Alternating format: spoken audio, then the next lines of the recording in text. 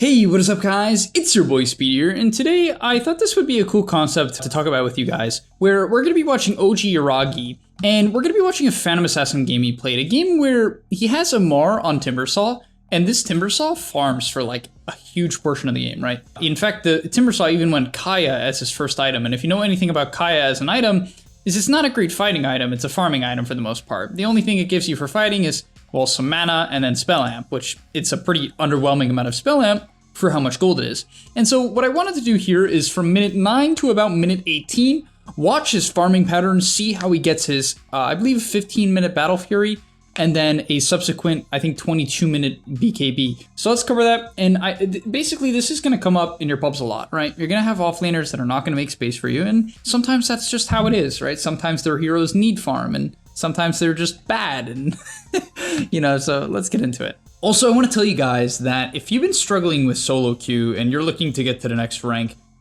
I'm going to be able to help you. Like, literally, with the GameLeap website, I'm going to give you guys guides that are going to make it unbelievably clear on what you need to do. So if you've been stuck in the solo queue grind, you don't know what to do, and you want to become absolutely broken, but like actually, you want to become much better at Dota, and you want to take it more seriously, the GameLeap website is going to help you do that. So click the link down below. I'm going to help you get to the next rank, and I'll see you there. Alright, so the first major example of the game, I would say, is his map awareness on the top side of the map. So he gets kicked out of the top side of the map. This is the point of the game where a lot of carries would want to TP bottom, right? They'd TP bottom. However, you can see that Amar is farming bottom on the Timbersaw, so he doesn't want to take the Timbers farm. So the first thing he looks to do is farm this camp, right? You can see he actually immediately does not even farm the camp. He quickly decides that, okay, the Night Stalker might scout me out. So instead, he actually even considers hitting this camp. The Night Stalker does show top, but even then he feels uncomfortable hitting this. So what he seemingly does is just runs to the triangle and starts to look to go to the bottom side of the map. He actually doesn't mind spending 20 to 25 seconds getting to a safe portion of the map. And I can say for a fact that this is something I've never been comfortable with. As a Dota player, I've never, and this is a big update for me in terms of how I look at farming as a Dota player, I've never been comfortable walking across 50% of the Dota map to hit lane creeps or to hit any part of the map. In fact, I think what most players would have done is one of two things. They would have either hit the camps that he decided not to hit in his jungle, right, in his safe jungle, or they would have TP'd bottom. However, I think if he TP's bottom, it makes him way too easy to gank, right? If he just immediately shows bottom while TPing or with a TP, I think there is a really high chance he'll get run at and have nowhere then to TP to. But because he holds his TP, and here, even here, this is very important, right? Notice how when they get run at bottom here, he doesn't just instantly TP top. I think he just knows that if you do that in Dota, there's just a high chance you're gonna potentially have nowhere to farm in the next minute, right? Because the enemy can completely trap you, right? The TP scroll is like basically the most valuable item in the game. To a large extent. You could easily argue that it is. But he stays bottom, and this is huge, because now his team can farm mid and top, because he did not force them top, and he has some flexibility with his TP, because he did not commit that TP at any point. So yeah, he's able to stay bottom, clear up these camps, and this was huge. He actually TP's mid for a kill here. That's pretty crazy. Does this kill transition into anything? Goes on Moon. Wow. What a wild rotation. Let's see why he does this. Let's see the main reason why. So it seems like it's just kind of a mid dive. I guess he also sees the Night Stalker bottom, so he's kind of like, okay, right, we have a potential numbers advantage here. There's no nighttime for a while, right? No nighttime, no nighttime. We got quite the advantage here. Ends up being what I would argue is probably not a great TP, only because he could have stayed bottom and just farmed up a couple camps. He does get this kill into Moon Meander. He didn't even get the kill. So in terms of his actual game, I would argue that that's probably a mistake. Let's see what he does next. So with no TP, he actually just jungles. Yeah, he's going to go deep into his jungle. And I think the main reason why he's doing this is with your TP down, you don't want to necessarily push a lane, because once again, if the enemy team, or at least in Pro Dota, he's probably a little bit afraid of getting smoke ganked here, I would be. But in Pro Dota, if you show yourself in a lane with no TP, there's a high chance you're going to get run at. Even here, he's blurred, and notice how careful he is. Notice how freaking careful he is about giving up his position. He doesn't want to give up his position at all, because he knows that the enemy's on the bot side. So he throws a dagger for a CS, hopes it doesn't get spotted, and actually completely backs. Oh, he actually just TP's top. Wow, so once he sees that major rotation come out, he completely gets out of that side of the map and starts just full-time jungling over here. And you have to be a little bit careful. So now he definitely has to be a bit worried about TPs to the top lane to potentially kill him. I think they probably won't do it because of no nighttime, so he's most likely safe.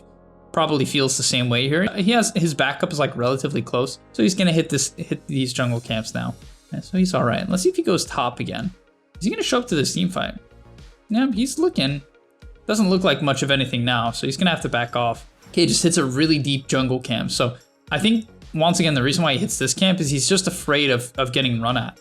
So instead of taking the most efficient farm, he's much more worried about dying. He's clearly much more worried about dying than hitting every optimal camp because his farming patterns are not optimal at all. But that's of course intentional. He's not some player who doesn't know what optimal farming patterns is. He could definitely go from camp to camp to camp to camp. I'm 100% certain of that. However, what we're seeing is very clearly that, you know, he is prioritizing his life and positioning in TPs more than the optimal farming routes by a long shot, actually. His CS is actually relatively low. I would say 126 at 17 is not bad by any means, but it's not crazy. It's actually gonna look mid here. You can see he's pinging mid. He has a Battle Fury and yet he's pinging mid. Probably try to stack the Ancient Camp, yeah. Yeah, so he isn't gonna go mid. Sees not too much out of it. Goes to Mithril Hammer first here. So gonna look to get that BKB right away, which you have to go this game against Pango and Silencer. If Silencer Qs you and you have a Deso, the Q will literally do half your health. So that's not so good. Okay, he's assuming they don't have any bot wards right now. He probably wants to try to take mid farm, but it's definitely risky with OG positioned down. He's kind of telling his team, hey, you guys need to get down onto the map now. You kind of just gotta, you know, get to me. You gotta connect. But yeah, he doesn't even farm the triangle. He knows that it was way too easy for the enemy team to run at him in the triangle there. So he's gonna dodge the gank. Gonna look for a team fight here. I think he feels like the reason why he has to fight here is it's a mid fight with all 5 of OG's heroes, right? So they're clearly committing to this, and he doesn't want to run top. Like there's really not a great place to farm here. Oh, good global. That might keep the Pango alive. It does. Okay. Yeah, he might blur into the triangle here. It's a little risky, but I think he feels that with Night Stalker showing deep on the bottom side, they're probably not in the triangle, but he doesn't know for sure, right? And yeah, you can see he wants Seb to check the hill. Okay, so he's gonna clean up the camp before the minute mark. Oh, did it get blocked?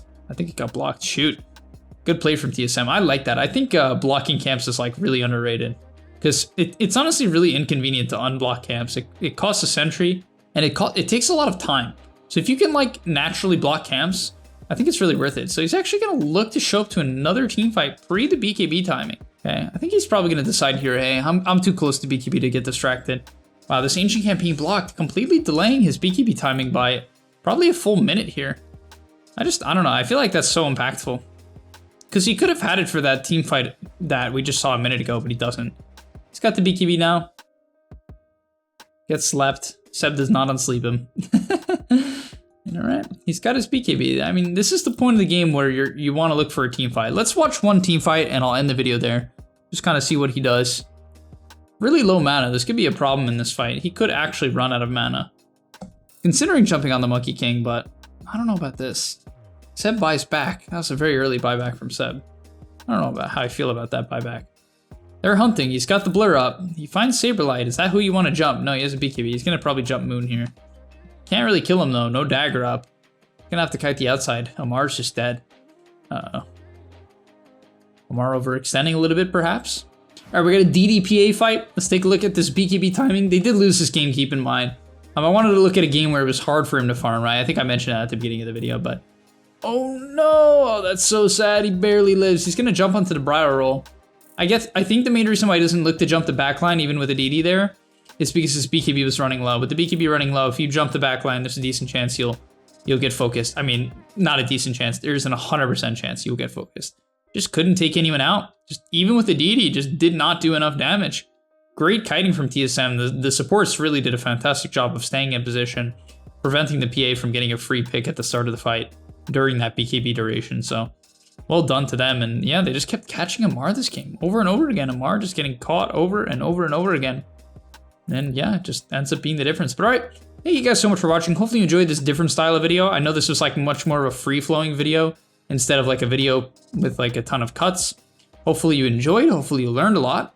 Hopefully this style of more consistent gameplay or view does enable you to learn a bit more. I think it's honestly a much better way to learn. And yeah, I'll see you guys in the next one. Peace! And that's all, but remember, before you leave, come on, before you tune out, subscribe to the GameLeap website where we are going to help you get to the next rank. If you're stuck, click the link down below, and I'm out. Peace!